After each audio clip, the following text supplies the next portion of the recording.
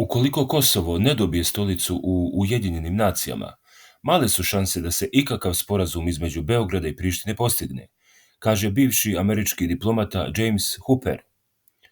On je u intervju za Radio Slobodna Evropa ocenio da bi konačan sporazum Kosova i Srbije trebalo da u pozitivnom smislu promeni odnos Kosova sa Amerikom i Evropskom unijom, ali napominje da Sjedinjene Američke Države danas nisu one Sjedinjene Države koje su bile krajem 90-ih.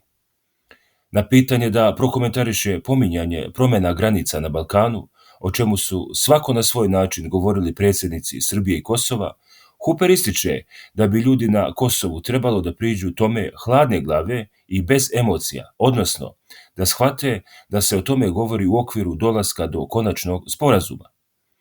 Ne radi se samo o odnosima Kosova i Srbije. Prema tome, zaista želim da pošaljem poruku da narod Kosova treba da oprezno razmisli o tome, jer se radi o budućim odnosima sa Amerikom i Evropom, kaže Hooper. Prema njegovim rečima, postoji veliki rizik da će promjena granice između Kosova i Srbije moći da utiče na Bosnu i Makedoniju, i zato je tako važno da se na ovo pitanje gleda iz šire perspektive.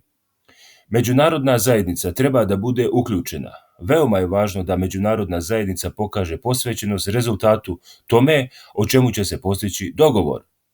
Možda dogovora i neće biti, ili dogovor će biti nešto manje od onoga oko čega se ljudi brinu, ali za stabilnost regiona veoma je važno da međunarodna zajednica na ovo pitanje gleda iz šire perspektive, ističe on.